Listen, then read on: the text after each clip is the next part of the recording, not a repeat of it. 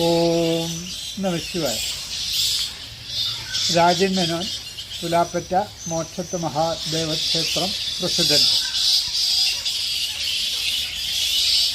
സുമാർ 3000 വർഷം പഴക്കമാണ് സ്വർണ്ണ ആരൂഢ പ്രകാരം കണ്ടിരിക്കുന്നത്. യാഗഭൂമി ആയിരുന്നു ഇവിടം. ആ യാഗഭൂമിയിൽ യാഗകുണ്ഡത്തിലാണ് ഇവിടുത്തെ പ്രതിഷ്ഠകൾ ഋഷിവര്യന്മാർ നടത്തിയിട്ടുള്ളത്. ഇപ്പോൾ ഊരായ്മ കുതിരവട്ട സ്വരൂപം പുലാപ്പറ്റ അവർക്കാണ്. ക്ഷേത്ര കമ്മിറ്റിയാണ് ഇവിടെ ഭരണം നടത്തുന്നത്. ഭക്തജനങ്ങളുടെ നിർലോഭമായ സഹകരണം കൊണ്ട് നല്ല നിലയിൽ പ്രവർത്തിച്ച് വരുന്ന പുലാപ്പറ്റയിലെ പൗരാണികവും പ്രസിദ്ധവുമായ ഒരു അമ്പലമാണ് ഇത്. പ്രതിഷ്ഠകൾ ശിവ പാർവതി, ഒക്കത്ത് ഗണപതി, അയ്യപ്പൻ, പൂർണ്ണ, പുഷ്കല, കിരാത മൂർത്തി. പുറത്ത് നാഗയക്ഷി, നാഗകന്യക, ഭൂത നാഗങ്ങൾ, ബ്രഹ്മരക്ഷസ്, സുബ്രഹ്മണ്യ സമേത നാഗങ്ങൾ എന്നിവയാണ് ഇവിടുത്തെ പ്രതിഷ്ഠകൾ. കിഴക്ക് തെക്കായി വേട്ടേക്കരനും കാവും നിലവിൽ ഉണ്ട്.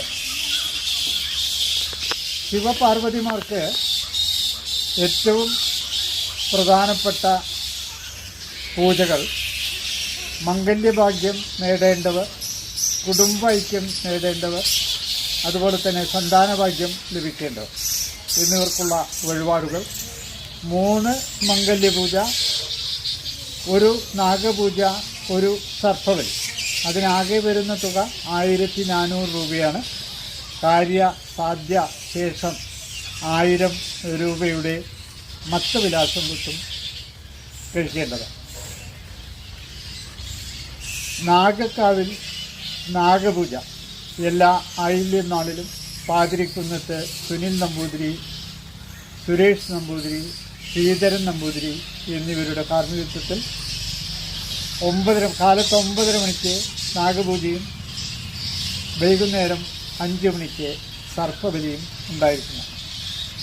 ഇനി കർക്കിടക മാസത്തോട് അനുബന്ധിച്ച് പൂർവികമായി കൊണ്ടാടിയിരുന്ന ക്ഷേത്ര ആചാരങ്ങളാണ് ഇനി പറയുന്നത്.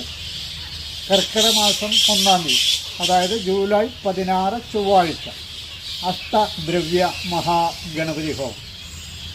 അത് കാർമ്മികത്വം നിർവഹിക്കുന്നത് അണിമംഗലം ബ്രഹ്മശ്രീ നാരായണൻ നമ്പൂതിരി അവർ. 22 ജൂലൈ 22 കർക്കിടകം 7 അന്ന് മംഗല്യപൂജ, ഉമാമഹേശ്വര പൂജ, ദമ്പതി പൂജ എന്നിവ താന്ത്രിക വിധിപ്രകാരം അണിമംഗലം ബ്രഹ്മശ്രീ നാരായണ നമ്പൂതിരിയുടെ കാർമ്മികത്വത്തിൽ നടത്തപ്പെടും. അന്നേ ദിവസം പൗരാണികമായി ഇവിടെ കൊണ്ടാടിയിരുന്ന ഉണ്ണിയോണം എന്ന അപൂർവ ക്ഷേത്രങ്ങളിൽ നടത്തപ്പെടുന്ന ആഘോഷവും ഇവിടെ ഉണ്ടായിരിക്കുന്നു. ഉണ്ണിയോണം കൊണ്ട് ഉദ്ദേശിക്കുന്നത് നമ്മളെല്ലാവരും ചിങ്ങമാസത്തിലെ തിരുവോണമാണ് ഓണമായി ആഘോഷിക്കുന്നത്. ഇത് ചെറിയ നിഷ്കളങ്കരായ കുട്ടികൾക്ക് വിഭവ സമൃദ്ധമായ ഓണസദ്യ നൽകി അവരുടെ കൃപ, അവരുടെ അനുഗ്രഹം വാങ്ങിക്കുക എന്നുള്ളതാണ് ഇതുകൊണ്ട് ഉദ്ദേശിക്കുന്നത്. ഒരു വർഷം ഇവർക്ക് വിഭവ സമൃദ്ധമായ സദ്യ എല്ലാ ദിവസവും ലഭിക്കുന്നു. ഇതിൽ പങ്കുകൊണ്ട കുട്ടികൾക്കും രക്ഷാകർത്താക്കൾക്കും എന്നാണ് വിശ്വാസം.